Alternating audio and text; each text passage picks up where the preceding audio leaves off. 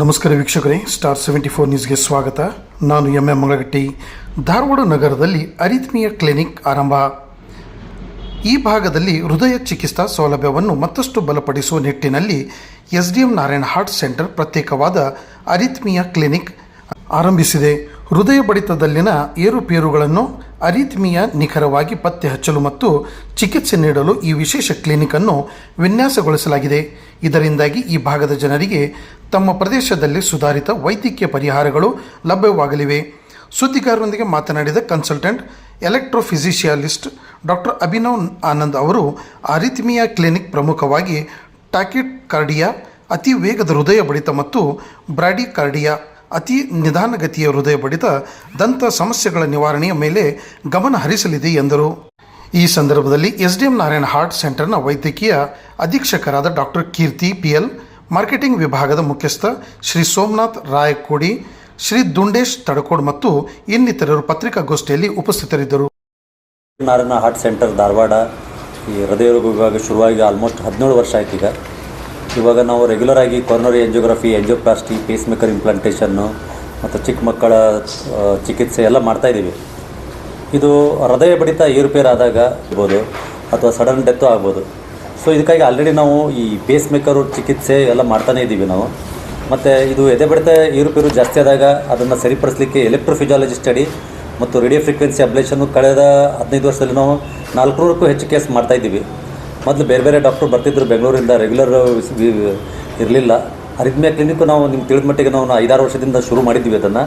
But ನುರಿತ ವೈದ್ಯರ ಕೊರತೆಯಿಂದಾಗಿ ಇದು ಸ್ವಲ್ಪ ಸ್ಲೋ ಸ್ಟಾರ್ಟ್ ಆಗಿತ್ತು. 3-4 ತಿಂಗಳಿಗೊಮ್ಮೆ ಬರ್ತಿದ್ರು ಅವರು. ಪ್ರೊಸೀಜರ್ ಇದ್ದಾಗ ಪ್ರೊಸೀಜರ್ ಮಾಡಿ ಹೋಗ್ತಿದ್ರು. ಬಟ್ ಈಗ ನಮ್ಮಲ್ಲಿ ಈ ನಮ್ಮ ನಾರಾಯಣದ ಸಮೂಹ ಆಸ್ಪತ್ರೆಗಳಿಗೆ ಡಾಕ್ಟರ್ ಅಭಿನವ್ ಆನಂದ್ ಜಾಯ್ನ್ ಆಗಿದ್ದಾರೆ ಮೈಸೂರು ನಾರಾಯಣದ ಇಲಾಖೆಯಲ್ಲಿ. ಅವರು KM ಆಸ್ಪತ್ರೆ ಮುಂಬೈಯಿಂದ ಪದವಿ ಪಡೆದುಕೊಂಡಿದ್ದಾರೆ. ಸೊ ಅವರು ಆಲ್ರೆಡಿ ಈಗ ನಮ್ಮಲ್ಲಿ ಕೇಸ್ ಇವತ್ತು ಮಾಡಿದ್ದಾರೆ, ಎಲೆಕ್ಟ್ರೋಫಿಸಿಯಾಲಜಿ, ರೇಡಿಯೋ ಫ್ರೀಕ್ವೆನ್ಸಿ ಅಬ್ಲೇಷನ್ನು. ಮತ್ತು ಕಳೆದ ತಿಂಗಳು ಕೂಡ ಒಂದು ICD ಇಂಪ್ಲಾಂಟೇಷನ್ ಮಾಡಿದ್ದಾರೆ. ಸೊ ಇವರು ಈಗ ರೆಗ್ಯುಲರು ತಿಂಗಳಿಗೆ 2 ಸಲ ವಿಸಿಟ್ ಮಾಡೋ ಪ್ಲ್ಯಾನ್ ಇಟ್ಕೊಂಡಿದ್ದಾರೆ. ಗುರುವಾರ, ಪ್ರಥಮ ಗುರುವಾರ ಮತ್ತು 3ನೇ ಗುರುವಾರ. ಸೊ 15 ದಿನಕ್ಕೊಮ್ಮೆ ಇವರು ನಮ್ಮ ಧಾರವಾಡ ಕವರ್ ಮಾಡೋದಲ್ಲದೆ ಧಾರವಾಡದಿಂದ ದಾವಣಗೆರೆ ಮತ್ತು ಶಿವಮೊಗ್ಗನೂ ಕವರ್ ಮಾಡ್ತಾರೆ. ಮೈಸೂರಿನಲ್ಲಿ ಇವರು ಪರ್ಮನೆಂಟ್ ಅಲ್ಲೇ ಇರ್ತಾರೆ, ಫುಲ್ ಟೈಮ್ ಇರ್ತಾರೆ. ಸೊ ನಮ್ಮ ಧಾರವಾಡದಲ್ಲಿ ಅವರು ಗುರುವಾರ, ಪ್ರಥಮ ಗುರುವಾರ ಮತ್ತು 3ನೇ ಗುರುವಾರ ಬಂದು ಈ ಚಿಕಿತ್ಸೆ ಕೊಡ್ತಾರೆ. ಪೇಷಂಟ್ಸ್ ಒಂದೇ ಇರಲಿ ಎರಡೇ ಇರಲಿ ಇದನ್ನು ರೆಗ್ಯುಲರ್ ಆಗಿ ನಾವು ಮಾಡೋ ಪ್ಲ್ಯಾನ್ ಇಟ್ಕೊಂಡಿದ್ದೀವಿ ಈಗ.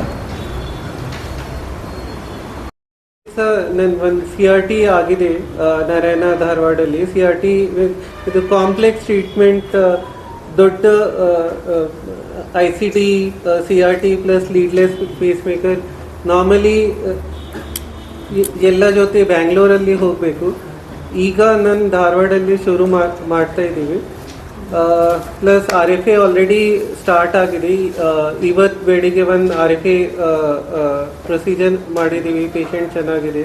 ಸೊ RFA ಜೊತೆ ಪೇಷಂಟ್ ಪಾಲ್ಪಿಟೇಷನ್ಸ್ ಎಲ್ಲಗೆ ಕ್ಯೂರ್ ಆಗುತ್ತೆ. ಸೊ ಆಪ್ರೇಷನ್ ಆದಮೇಲೆ 6 ವೀಕ್ಸ್ ಆದಮೇಲೆ ಏನು ಔಷಧಿ ಮಾತ್ರ ಕೊಡಬಾರ್ದು ಅಂತ. ಸೊ ಪರ್ಮನೆಂಟ್ ಟ್ರೀಟ್ಮೆಂಟ್ ಆಗುತ್ತೆ.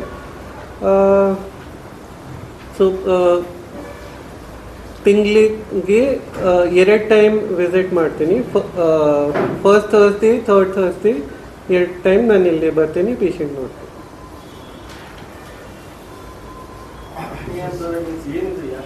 So arrhythmia is basically 2 type ಇರುತ್ತೆ. One is fast heart rate, second is slow heart rate. ಸರಿನಾ? So slow heart rate means normal heart rate is between 60 to 100. 60 ಕಮ್ಮಿ ಆದರೆ 2 ಟೈಪ್ಸ್ ಇರ್ಬೋದು. So one is athletes.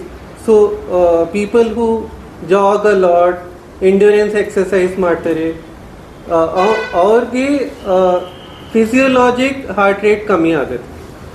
In some patients ಇದು heart rate ಕಮ್ಮಿ, physiologic ಇಲ್ಲ.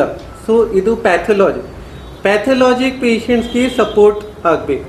So ಸಪೋರ್ಟ್ಗೆ first line treatment pacemaker plus ಹೃದಯ pumping capacity ಕಮ್ಮಿ ಆದರೆ ಪೇಷಂಟ್ಗೆ ಅಡ್ವಾನ್ಸ್ ಟ್ರೀಟ್ಮೆಂಟ್ ಕೊಡಬೇಕು. ಸೊ ಅಡ್ವಾನ್ಸ್ಗೆ ಕಂಡಕ್ಷನ್ ಸಿಸ್ಟಮ್ ಪೇಸಿಂಗ್ ಬೇಕು ಅಥವಾ CRT ಟ್ರೀಟ್ಮೆಂಟ್ ಬೇಕು. ಸೆಕೆಂಡ್ ಸೈಡ್ ಇದೆ fast heart rate. So normal ನಡೆಯುವಾಗ ಹಾರ್ಟ್ ರೇಟ್ ಜಾಸ್ತಿ ಇರುತ್ತೆ. So this is physiology. Some ಪೇಷಂಟ್ಸ್ಗೆ even if they are not doing anything, not running, not walking, while sitting only they will have fast heart rate. So idu abnormal irutte. So aurge treatment ಮಾಡಬಹುದು. So normally what happens is heart has a extra short circuit. What we do is minor operation. So ಕಾಲಲ್ಲಿ wire ಹಾಕೋದು, heart ಅಲ್ಲಿ ನೋಡ್ತೀನಿ extra circuit is coming from where, ಅಲ್ಲಿ current ಕೊಟ್ಬಿಟ್ಟು treatment ಮಾಡಿ. So heart beat slow ಆದ್ರೆ ಏನು ಸಮಸ್ಯೆ ಆಗ್ತದೆ, ಫಾಸ್ಟ್ ಆದ್ರೆ ಏನಿಲ್ಲ ಆಗ್ತದೆ? ಸೊ ಫಾಸ್ಟ್ ಆದರೆ ಪಾಲ್ಪಿಟೇಷನ್ ಇದೆ, ಧಕ್ ಜಾಸ್ತಿ ಆಗುತ್ತೆ, ಇದೆ ವೇಗ ಜಾಸ್ತಿ ಬರುತ್ತೆ. ಸ್ಲೋ ಆದರೆ ಪೇಷಂಟ್ಗೆ ತಲೆ ಸುತ್ತು, ಬಿದ್ದಿ ಎಲ್ಲ ಆಗುತ್ತೆ. ನಾರ್ಮಲಿ ಬಿದ್ದಿ ಸ್ವಲ್ಪ ಟೈಮಲ್ಲಿ ಇರುತ್ತೆ. So 10 seconds 20 seconds.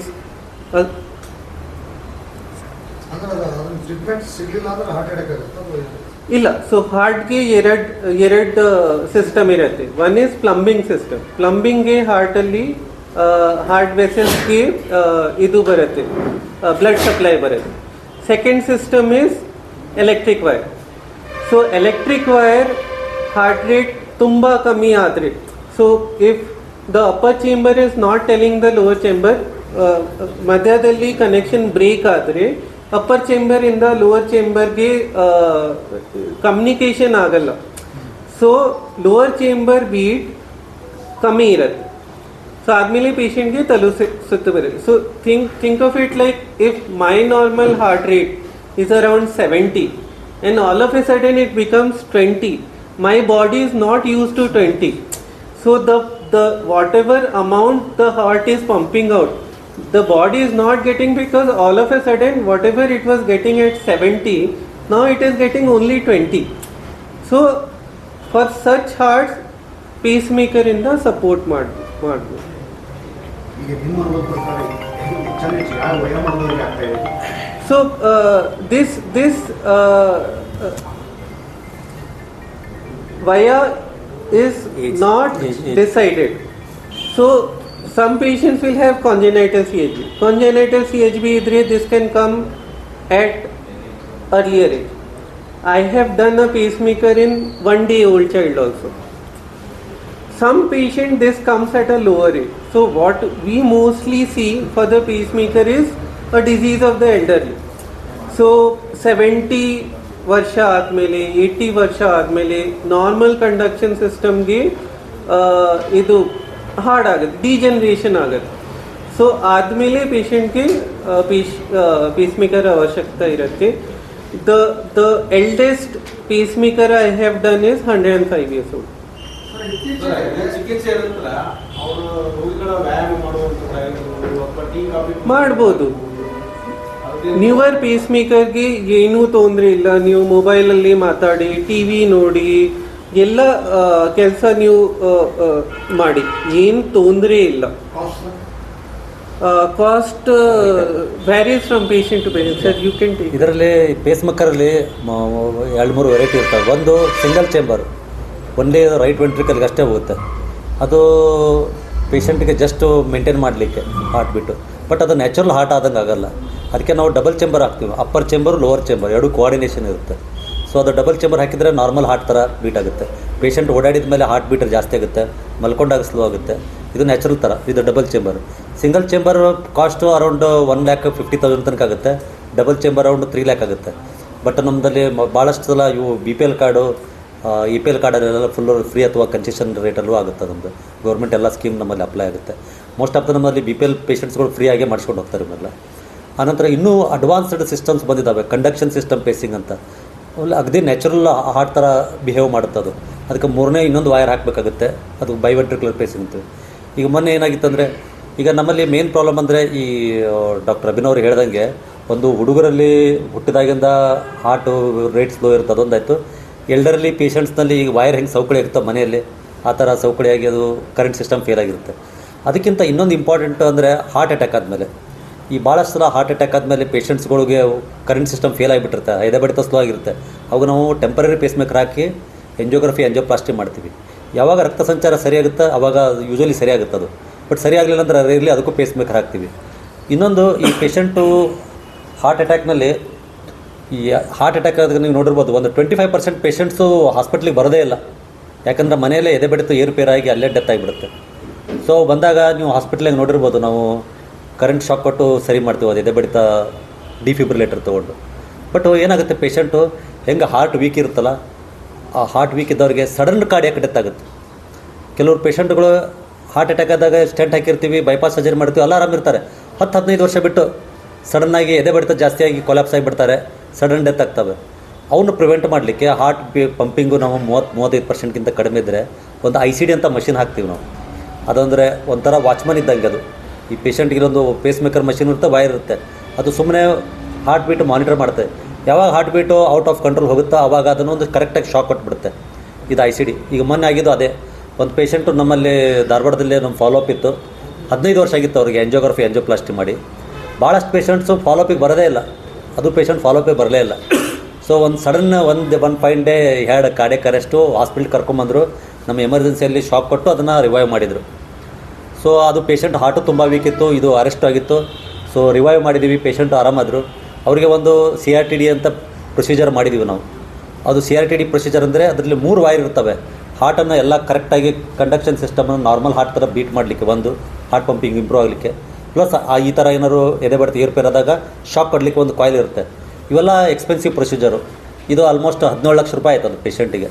ಸೊ ಈ ಪೇಸ್ ಮೇಕರು ನೀವು 1 ಲ್ಯಾಕ್ದಿಂದ ಹಿಡಿದು ಆಲ್ಮೋಸ್ಟ್ 15-16 ಲ್ಯಾಕ್ಸ್ ತನಕ ಇದ್ದಾವೆ.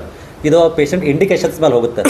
ಬಟ್ ನಮ್ಮಲ್ಲಿ ಭಾಳ ಸಲ ಏನಾಗುತ್ತೆ, ಪೇಷಂಟ್ಸ್ಗೆ ಫೈನಾನ್ಷಿಯಲ್ ಪ್ರಾಬ್ಲಮ್ ಇರ್ತವೆ. ಸೊ ಅವರು ಇದಕ್ಕೆ ತಕ್ಕಂತೆ ನಾವು ಅದನ್ನು ಪ್ಲ್ಯಾನ್ ಮಾಡಬೇಕಾಗುತ್ತೆ. ಸರ್, ಈ ಥರದ ಸಮಸ್ಯೆಗಳು ಎದುರಿಸ್ತಕ್ಕಂಥ ರೋಗಿಗಳಿಗೆ ಈ ಪೇಸ್ ಮೇಕರು ಅಥವಾ ICD ಇದೇ ಪರಿಹಾರ ಮತ್ತೆ ಈ ಮೆಡಿಸಿನ್ನಿಂದ ಏನಾದರೂ ಮೆಡಿಸಿನ್ಸು ಇದ್ದಾವೆ ಇದರಲ್ಲಿ. ಈ ಹಾರ್ಟ್ ಬೀಟ್ ಈ ಪೇಸ್ ಮೇಕರು ICD ಹಾಕಿದ ಮೇಲೂ ನಾವು ಇದೆ. ಈಗ ICD ಮಷಿನ್ ಹಾಕಿರೋದು ಶಾಕ್ ಕೊಡಬಾರ್ದಂತ, ಶಾಕ್ ಕೊಟ್ಟರೆ ಅದು ಒಂದು ಇರಲಿ ಅಂತ. ಬಟ್ ಆ ಪೇಷಂಟ್ ಹಗಲೆಲ್ಲ ಶಾಕ್ ಕೊಡ್ತಾ ಇದ್ದರೆ ಬ್ಯಾಟ್ರಿನೂ ಖಾಲಿ ಆಗುತ್ತೆ, ಪೇಷಂಟ್ಗೆ ಡೆತ್ ರೇಟು ಜಾಸ್ತಿ ಆಗುತ್ತೆ. ಸೊ ಅದು ಬರಲಾರ್ದಂಗೆ ಮೆಡಿಸಿನ್ಸ್ ಕೊಡ್ತೀವಿ, ಎದೆ ಬಡಿತ ಬರಲಾರ್ದಂಗೆ. ಸೊ ಒಂದು ಸಲ ನಾವು ICD ಮಷಿನ್ ಹಾಕಿದರೆ ಪೇಷಂಟ್ ನಮಗೆ ಆರಾಮಿರಬೇಕು, ಇನ್ನೊಮ್ಮೆ ಶಾಕ್ ಹೊಡಿಬಾರ್ದು. ಶಾಕ್ ಹೊಡೆದಾಗ ನೋಡ್ತೀವಿ, ಬಟ್ ಶಾಕ್ ಹೊಡಿಲಾದ್ರೆ ನಾವು ಆರಾಮಾಗಿರ್ತೀವಿ, ಪೇಷಂಟು ಆರಾಮಾಗಿರ್ತಾರೆ. ಸೊ ಅದಕ್ಕೆ ಮೆಡಿಸಿನ್ಸ್ ಎಲ್ಲ ಕೊಡ್ತೀವಿ ನಾವು. ಕೆಲವೊಂದು ಸಲ ಏನಾಗುತ್ತೆ, ಆಸ್ಪತ್ರೆ ಎಲ್ಲೋ ದೂರ ಇರ್ತದೆ, ಮನೆ ಇನ್ನೊಂದು ಕಡೆ ಎಲ್ಲೋ ಯಾವುದೋ ಮೂಲೆಯಾಗಿರ್ತದೆ. ಅದರಲ್ಲಿ ಮತ್ತೆ ಈ ಥರದ ಸಮಸ್ಯೆ ಎದೆ ಬಡಿತ ದೂರ ಆಗ್ಬೋದು ಅಥವಾ ಕಡಿಮೆ ಆಗ್ಬೋದು, ಏನು ಮಾಡ್ಬೋದು? ಈಗ ನಾವು ಫಾರ್ ಎಕ್ಸಾಂಪಲ್ ಈಗ ಹಾರ್ಟ್ ಅಟ್ಯಾಕ್ ಆದಂಥ ಕೆಲವೊಂದು ಪ್ರಾಥಮಿಕ ಚಿಕಿತ್ಸೆಯನ್ನು ಮಾಡ್ಕೊಳ್ತಿದ್ದಾರೆ, ಆ ಥರದ್ದು ಏನಾದರೂ ಇಲ್ಲ, ಇದರಲ್ಲಿ ಪ್ರಾಥಮಿಕ ಚಿಕಿತ್ಸೆ ನಾವು ಯಾರಿಗೂ ಸಜೆಸ್ಟ್ ಮಾಡಲ್ಲ. ಯಾಕಂದರೆ ಈಗ ಹಾರ್ಟ್ ಅಟ್ಯಾಕ್ನಲ್ಲಿ ಬಲಗಡೆ ರಕ್ತನಾಳ ಎಡಗಡೆ ರಕ್ತನಾಳ ಬ್ಲಾಕ್ ಆಗಿರ್ತವೆ. ಬಲಗಡೆ ರಕ್ತನಾಳ ಬ್ಲಾಕ್ ಆದಾಗ ಹಾರ್ಟ್ ರೇಟು ಸ್ಲೋ ಆಗಿರುತ್ತೆ, BP ಲೋ ಆಗಿರುತ್ತೆ. ಅವಾಗ ನೀವೇನಾದ್ರು ಫಸ್ಟ್ ಏಡ್ ಅಂತ ಒಂದು ಏನಾದ್ರು ಸಾರ್ಬಿಟ್ರೇಟ್ಗಳಿಗೆ ಗುಳಿಗೆ ಕೊಟ್ಬಿಟ್ರೆ ಸಡನ್ BP ಲೋ ಆಗಿ ಡೆತ್ ಆಗಿಬಿಡುತ್ತೆ.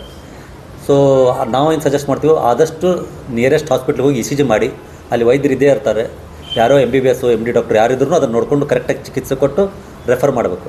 ಇವಾಗ ನೀವು ಈ ಪುನೀತ್ ರಾಜ್ಕುಮಾರ್ ಸ್ಕೀಮ್ ಮಾಡಿ ಎಲ್ಲ ತಾಲೂಕು ಆಸ್ಪತ್ರೆ, ಎಲ್ಲ ಜಿಲ್ಲಾ ಆಸ್ಪತ್ರೆಯಲ್ಲೂ ಫೆಸಿಲಿಟಿ ಇದ್ದಾವೆ. ಸೊ ಅವರೆಲ್ಲ ನೋಡಿ ಪ್ರಾಥಮಿಕ ಚಿಕಿತ್ಸೆ ಅದೇನು ಇಂಜೆಕ್ಷನ್ ಇರ್ತಲ್ಲ, ಎಕ್ಸ್ಪೆನ್ಸಿವ್ ಇಂಜೆಕ್ಷನ್ ಟೆನೆಕ್ಟೆಪ್ಲೇಸು ಅಲ್ಲೇ ಕೊಟ್ಬಿಡ್ಬೋದು. ಅದನ್ನು ಅಲ್ಲಿ ಕೊಟ್ಟು ಅವರು ಆಮೇಲೆ ನಮಗೆ ರೆಫರ್ ಮಾಡ್ತಾರೆ. ಸೊ ಆಸ್ಪತ್ರೆಗೆ ಹೋಗೋದು ಚಲೋ, ಮನೇಲಿ ಚಿಕಿತ್ಸೆ ಮಾಡ್ಕೊಂಡು ಹೋದ್ರೆ. ಫಸ್ಟ್ ಆಫ್ ಆಲ್ ಮನೇಲಿ ನಿಮ್ಗೆ ಅದು ಹಾರ್ಟ್ ಅಟ್ಯಾಕ್ ಇದೆಯಲ್ಲ ಅಂತ ಅದು ಗೊತ್ತಾಗಲ್ಲ, ECG ಮಾಡಲಾರ್ದೆ. ಅದಕ್ಕೆ ಇಷ್ಟೇ ಅವಧಿ ಅಂತ ಏನಾದರೂ ಇದೆ ಸರ್? ಈ ಅವಧಿಯಲ್ಲಿ ಅವ್ರನ್ನ ಚಿಕಿತ್ಸೆ ಕರ್ಕೊಂಡು ಹೋಗಬೇಕು? ಹೌದೌದು. ಈ ಹಾರ್ಟ್ ಅಟ್ಯಾಕ್ ಆದಲ್ಲಿ 3 to 6 hours is golden period. 3 hours ಎಲ್ಲ ಆದರೆ ಆಲ್ಮೋಸ್ಟ್ ಎಂಜಿಯೋಪ್ಲಾಸ್ಟಿ ಮಾಡ್ದಂಗೆ ಅದು. ಸೊ 6 hours ಸ್ವಲ್ಪ ಲೇಟ್ ಆಗುತ್ತೆ, but still we can do it. 6 hours ಆದಮೇಲೆ ಆಲ್ಮೋಸ್ಟ್ ಸ್ವಲ್ಪ ಮಸಲ್ ಡೆತ್ ಆಗಿರುತ್ತೆ, ಆದರೂ ನಾವು 12 ತಾಸು ತನಕ ಚಿಕಿತ್ಸೆ ಕೊಡ್ತೀವಿ, ಎಂಜಿಯೋಗ್ರಫಿ ಎಂಜಿಯೋಪ್ಲಾಸ್ಟಿ ಮಾಡ್ತೀವಿ. ಭಾಳ ಲೇಟಾಗಿ ಬಂದರೆ ಡಿಪೆಂಡ್ಸ್, ಅದು ನಾವು ಟ್ರೀಟ್ಮೆಂಟ್ ನಾವು ಡಿಸೈಡ್ ಮಾಡ್ತೀವಿ. ಆಮೇಲೆ ಎದೆ ಬಡಿತ ಜಾಸ್ತಿ ಅಥವಾ ಏರಿಳಿತ ಆದಾಗ ಅದನ್ನು BP ಇದು ಬ್ಲಡ್ ಪ್ರೆಷರ್ ಒಂದು ಮೆಥಡು. ಇನ್ನೊಂದು ಮೆಥಡು, ಈ ಕೋವಿಡ್ ಟೈಮಲ್ಲಿ ನೀವು ಸ್ಯಾಚುರೇಷನ್ ಪ್ರೋಬ್ ಚೆಕ್ ಮಾಡ್ತಿರಲ್ಲ, ಅದರಲ್ಲೂ ಗೊತ್ತಾಗುತ್ತೆ. ಥರ್ಡ್ ಮೆಥಡು ಸ್ಮಾರ್ಟ್ ವಾಚಸ್ಸು, ಈ ಆ್ಯಪಲ್ ವಾಚು, ಸ್ಯಾಮ್ಸಂಗ್ ವಾಚಿನಲ್ಲಿ ಇವನ್ ECGನೇ ತೆಗಿಬೋದು, ನೀವು ECGನೇ ತೆಗಿಬೋದು ಅದರಿಂದ. ಸೊ ಅದನ್ನು ECG ಕೆಲವೊಮ್ಮೆ ನಾವು ಪೇಷಂಟ್ಗಳು ನಮ್ಮ ಕಡೆ ಬರ್ತಾರೆ, ನಮ್ಮದು ಆ್ಯಪಲ್ ವಾಚಲ್ಲಿ ECG ಮಾಡಿದ್ದೀವಿ ರೀ, ಅದ್ರಾಗ ಹಾರ್ಟ್ ಬೀಟ್ ಇರ್ರೆಗ್ಯುಲರ್ ಇದೆ ಅಂತ. ಸೊ ಅದರಿಂದ ಪತ್ತೆ ಹಚ್ಬೋದು. ಇನ್ನೊಂದು ಕೆಲವೊಂದು ಕಾಮನ್ ಅರಿದಿಮಿಯಾ ಅಂದರೆ ಹಾರ್ಟ್ ಬೀಟ್ ಇರ್ರೆಗ್ಯುಲೇಟ್ ಅಂದರೆ ಇರ್ರೆಗ್ಯುಲರ್ ಹಾರ್ಟ್ ರೇಟು, ಅದನ್ನು ನಾವು ಅಟ್ರಿಲ್ ಫಿಬ್ರಿಲೇಷನ್ ಅಂತೀವಿ. ಅದು ಭಾಳ ಕಾಮನ್ನು, ಎಲ್ಲ ಮನುಷ್ಯರಿಗೆ ತಮ್ಮ ವಯೋಮಾನದಲ್ಲಿ 20% ಮಂದಿಗೆ ಬಂದೇ ಬರ್ತೀವಿ. ಹೆಂಗೆ ಏಜ್ ಜಾಸ್ತಿ ಆಗುತ್ತೆ ಹಾರ್ಟ್ ಬೀಟ್ ಇರ್ರೆಗ್ಯುಲರ್ ಇರುತ್ತೆ. ನೀವು ನೋಡಿರ್ಬೋದು 80-90 ವರ್ಷ ಆದಮೇಲೆ ಅವು ಪೇಷಂಟಿಗೆ ECG ಮಾಡಿರ್ತಾರೆ, ಅದು ಹಾರ್ಟ್ ಬೀಟ್ ಇರ್ರೆಗ್ಯುಲರ್ ಇರುತ್ತೆ. ಇದು ಯಾಕಾಗುತ್ತೆ ಅಂದರೆ ಈ ಹಾರ್ಟಿನ ಅಪ್ಪರ್ ಪಾರ್ಟು ಲೋವರ್ ಪಾರ್ಟ್ ಏನಿರುತ್ತಲ್ಲ, ಅಪ್ಪರ್ ಪಾರ್ಟು ನಾರ್ಮಲ್ ಪಂಪ್ ಆಗೋ ಬದಲಿ ಅದು ಒಂಥರ ಫಿಬ್ರಿಲೇಷನ್ ಆಗುತ್ತೆ, ಅಲ್ಗಾಡ್ತಾ ಇರುತ್ತೆ, ಅಲ್ಲಿ ರಕ್ತ ಹೆಪ್ಪುಗಟ್ಟುತ್ತೆ. ಆ ಹೆಪ್ಪುಗಟ್ಟಿದ್ದ ರಕ್ತ ಕೆಳಗಡೆ ಹೋಗಿ ಮತ್ತೆ ಬ್ರೈನಿಗೆ ಹೋಗ್ಬಿಟ್ರೆ ಸ್ಟ್ರೋಕ್ ಆಗುತ್ತೆ. So most common cos of stroke ನೀವೇನು ನೋಡ್ತಿರಲ್ಲ ಲೆಕ್ಕ ಹೊಡೆಯೋದು, it's all because of irregular heart rate. So ಅದನ್ನು ನಾವು ನಿಯಂತ್ರಣ ಮಾಡಲಿಕ್ಕೆ, ಹಾರ್ಟ್ ರೇಟ್ ಕಂಟ್ರೋಲ್ ಮಾಡೋಕ್ಕೆ ಮೆಡಿಸಿನ್ಸ್ ಕೊಡ್ತೀವಿ, ಮತ್ತು ಅದಕ್ಕೆ ಬ್ಲಡ್ ಕ್ಲಾಟ್ ಆಗಬಾರ್ದಂಗೆ ಕ್ಲಾಟಿಂಗ್ ಮಾಡ್ತೀವಿ. ಸೊ ನಮ್ಮ ಈ ಅರಿಥಮಿಯಾ ಕ್ಲಿನಿಕಲ್ಲಿ ಇವನ್ನೆಲ್ಲ ನಾವು ಚಿಕಿತ್ಸೆ ಮಾಡ್ತೀವಿ. ಯಾವುದು ಪೇಷಂಟ್ ಹಾರ್ಟ್ ಬೀಟು ಸರಿ ಇದೆಯೋ ಇಲ್ಲ, ಇರ್ರೆಗ್ಯುಲರ್ ಹಾರ್ಟ್ ಬೀಟ್ ಇದ್ದರೆ, ಈ ಇರ್ರೆಗ್ಯುಲರ್ ಹಾರ್ಟ್ ಬೀಟ್ ಅಟ್ರಿಲ್ ಫಿಬ್ರಿಲೇಷನ್ ಅಂತಿರಲ್ಲ, ಅದರಲ್ಲೂ ಅಬ್ಲೇಷನ್ ಇದೆ, ಅದನ್ನು ಕೂಡ ನಾವು ಸರಿಪಡಿಸ್ಬೋದು. ಸೊ ಅವೆಲ್ಲ ಫೆಸಿಲಿಟಿ ನಮ್ಮಲ್ಲಿದ್ದಾವೆ STM ಅಲ್ಲಿ. ಸರ್, ಈ ಥರ ಸಮಸ್ಯೆಗಳು ಬರಲಿಕ್ಕೆ ಸಮಸ್ಯೆಗಳು ಬರದಂಗೆ ಅಥವಾ ಈ ಥರ ಬರುವಂಥ ಮುಂಜಾಗ್ರತಾ ಕ್ರಮಗಳೇನು? ಈಗ ನಾವು ಪಾರ್ಸಲ್ ವಾಕ್ ಮಾಡುವ ವ್ಯಾಯಾಮ ಮಾಡೋಕ್ಕೆ ಆ ಥರದ್ದು ಏನಾದರೂ ಕ್ರಮಗಳಿರುವ ಅಂತ? ಈಗ ಹುಟ್ಟಿದ ಮಗುದಲ್ಲಿ ಆಗೋದು ಕಂಜೆನಿಟಲ್ ಕಂಪ್ಲೀಟ್ ಹಾರ್ಟ್ ಬ್ಲಾಕ್ ಅಂತಿಲ್ಲ, ಅದು ನಮ್ಮ ಕಂಟ್ರೋಲಲ್ಲಿರೋಲ್ಲ. ಅದನ್ನು ನಾವು ವೈದ್ಯರೇ ಪತ್ತೆ ಹಚ್ತಾರೆ. ಬರ್ತದ ಟೈಮ್ನಲ್ಲಿ ಮಗು ಹಾರ್ಟ್ ರೇಟ್ ಹೊಟ್ಟೆಯಲ್ಲಿ ಕಡಿಮೆ ಇತ್ತು, ಇದು ನಮ್ಗೆ ಗೊತ್ತಾಗ್ಬಿಡುತ್ತೆ. ಡಾಕ್ಟರ್ ಅಭಿನವ್ ಹೇಳ್ದಂಗೆ ಅವರು 2 days ಓಲ್ಡು 3 days ಓಲ್ಡ್ಗೆ ಬೇಬಿಗೆ ಪೇಸ್ ಮೇಕರ್ ಹಾಕಿದ್ದಾರೆ, ನಾವು ಮಾಡಿದ್ದೀವಿ ಇಲ್ಲಿ. ಬಟ್ ಅದು ಥಿಂಗ್ಸ್ ಭಾಳ ರೇರು, ವರ್ಷಕ್ಕೆ 1-2 ಕೇಸ್ ಬರ್ತವೆ ಇಂಥವೆಲ್ಲ. ಎಲ್ಡರ್ಲಿ ಏಜ್ ಆದಾಗ ಹಾರ್ಟ್ ಬ್ಲಾಕ್ ಆಗ್ತಾವಲ್ಲ, ಅದು ನಮ್ಮ ಕಂಟ್ರೋಲಲ್ಲಿಲ್ಲ. ಏಜ್ ಆದಮೇಲೆ ಆಗಿಬಿಡ್ತವೆ, ಅದಕ್ಕೆ ಪೇಸ್ ಮೇಕರ್ ಹಾಕ್ತೀವಿ, ಕಳಿಸ್ತೀವಿ ಮನೆಗೆ. ಇನ್ನೊಂದು ಪ್ರಿವೆಂಟೇಬಲ್ ಅಂದರೆ ಹಾರ್ಟ್ ಅಟ್ಯಾಕ್ ಆದಮೇಲೆ ಹಾರ್ಟ್ ಬ್ಲಾಕ್ ಆಗೋದು, ಅದನ್ನು ಪ್ರಿವೆಂಟೇಬಲ್ ಅದು. ಆಮೇಲೆ ಈ ಹಾರ್ಟ್ ಬೀಟ್ ಇರ್ರೆಗ್ಯುಲರ್ ಏನಂತ ಹೇಳಿದ್ವಲ್ಲ, ಅಟ್ರಿಲ್ ಫಿಬ್ರಿಲೇಷನ್ನು, ಇದನ್ನು ಮೇನ್ ಅಂದರೆ ಪತ್ತೆ ಹಚ್ಚಬೇಕಂದ್ರೆ ಡಿಟೆಕ್ಟ್ ಮಾಡಬೇಕು. ಹೆಂಗೆ ಡಿಟೆಕ್ಟ್ ಮಾಡಬೇಕು? ನಾವು ರುಟೀನಾಗಿ ECG ಮಾಡ್ತೀವಿ. ಏಜ್ಡ್ ಬಂದವ್ರಿಗೆ ಫ್ರೀ ಕ್ಯಾಂಪಲ್ಲಿ ನೋಡ್ತಿರ್ತೀವಿ. ಆಸ್ಪತ್ರೆಯಲ್ಲಿ ಹೋದಾಗ ಎಲ್ಲ ಡಾಕ್ಟ್ರುಗಳು ECG ಮಾಡ್ತಿರ್ತಾರೆ, ಇದರಲ್ಲೇ ಕಂಡು ಬಿಡ್ತೀವಿ ನಾವು ಹಾರ್ಟ್ ಬೀಟ್ ಇದ್ರೆ. ECG ಮಾಡಲಿಲ್ಲ ಅಂದರೂ ಕೂಡ ನೀವು ಜಸ್ಟ್ ನಾಡಿ ಬಡಿತ ಹಿಡಿದ್ರೂ ಗೊತ್ತಾಗ್ಬಿಡುತ್ತೆ ಹಾರ್ಟ್ ಬೀಟ್ ಇರ್ರೆಗ್ಯುಲರ್ ಇದ್ದರೆ ECG ಮಾಡಬೇಕು. ಈ ಪತ್ತೆ ಹಚ್ಚೋದ್ರಿಂದ ನಾವು ಆದಷ್ಟು ನಾವು ಸ್ಟ್ರೋಕನ್ನು ಅವಾಯ್ಡ್ ಮಾಡ್ಬೋದು. ಬಟ್ ಅನ್ಫಾರ್ಚುನೇಟ್ಲಿ ಏನಾಗುತ್ತೆ, ಭಾಳಷ್ಟು ಸಲ ನಾವು ಅಟ್ರಿಲ್ ಫಿಬ್ರಿಲೇಷನ್ ಗುರ್ತು ಹಚ್ಚಿರ್ತೀವಿ, ಡಾಕ್ಟ್ರು ನೋಡಿರ್ತಾರೆ ಹಾರ್ಟ್ ಬೀಟ್ ಇರ್ರೆಗ್ಯುಲರ್, ECG ಮಾಡಲ್ಲ. ECGಯಲ್ಲಿ ಹಾರ್ಟ್ ಬೀಟ್ ಇರ್ರೆಗ್ಯುಲರ್ ಇರ್ತದೆ, ಚಿಕಿತ್ಸೆ ಕೊಡಲ್ಲ, ಪೇಷಂಟು ಸುಮ್ಮನೆ ಆಗಿ ಸ್ಟ್ರೋಕ್ ಆಗಿ ಬಂದುಬಿಡ್ತಾರೆ ಹಾಸ್ಪಿಟ್ಲಿಗೆ. ಅದನ್ನು ಅವಾಯ್ಡ್ ಮಾಡಬೇಕು ನಾವು. ಸರ್, ಇದೊಂದು ಚಿಕಿತ್ಸೆ ಮತ್ತು ಆಹಾರ ಕ್ರಮದಲ್ಲಿ ಏನಾದರೂ ಬದಲಾವಣೆ